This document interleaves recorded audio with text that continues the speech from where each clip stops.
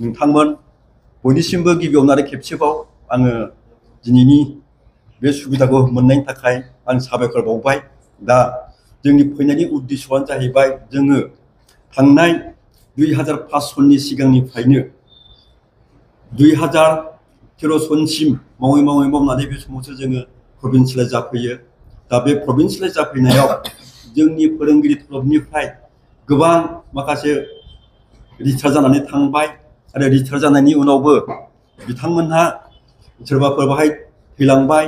बिनि गेजेराव जोङो नैबे रिटायार जानायनि उनाव जि जोङो पेन्सन मोननांगौमोन बे पेन्सनखौ जोङो जेरैबायदि मोननांगौ बेखौ मोननो हायाखै।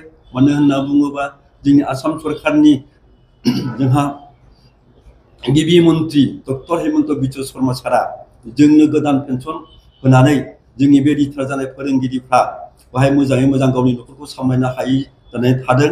आरो बिनि गेजेरावबो जोंहा नैबे जायफोर फोरोंगिरि मावबाय थादों बिथांमोनहाबो सान हर जेब्लाबो फोरोंगिरि खामानिखौ मावनानै हाया हास्लाबा बिथांमोनाबो खस्थ'यै मावनानै दिनै जोंनि बे रिटायार जानानै मोननाय माखासे NPSनि जि जेरखम बादि मोनदों बेखौ नुनानै सिन्था सरसा खालामलायनानै गासै रिटायार जानाय फोरोंगिरि आरो मावबाय थानाय फोरोंगिरि ज' जानानै जोङो खौसेयैनो जोंनि नैबे फुरानि पेन्सनखौ मोनोब्ला बेजों जोङो न'खरखौ मोजाङै सामलायलांनो हागोन।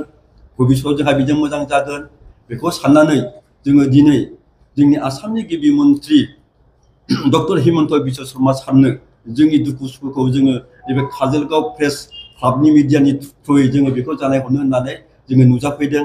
जाहाथे आं बेखौल' बुंनोसै जोंनि गांनाय उखैनाय गासैखौबो जोंनि मावनानै मोननांगौ बेखौ मोनोब्ला बा जोंहा जोंनि चिफ मिनिस्टारा डक्टर हिमन्त बिश्व शर्मा सारा हरोब्ला निस्सय जोंनि फोरोंगिरि गासैबो थांनानै थाबाय थानाय मावबाय थानाय आरो रिटायार जानानै थांनाय आरो रुंसारि जानानै थांनाय न'खरनि गासैबो मोजाङै थांनानै थानो हागोन। बिनि थाखायनो जोङो जौसे खौसे जानानै जोंनि नैबे फोरोंगिरि आफादा एमइ school LP school high school secondary college up to इउनिभारसिटिसिम बयबो जाहाथे मोजाङै जोङो पेन्सनखौ मोननो हायो। बिनि थाखायनो जोङो दिनै जौसे खौसे जानानै चिफ मिनिस्टारनिसिम जे बे प्रेस क्लाबनि थ्रुयै जोङो जोंनि दुखुखौ जों फोरमायनायनि गेजेरजों जोंनो मोननांगौखौ जों बिदों। जाहाथे अननानै जोंनो दानि जोंनि आसामनि गिबि मन्त्रि डक्टर हिमन्त बिश्व शर्मा सारा जोंनि फोरोंगिरिखौ बयखौबो जाहाथे अनहरो।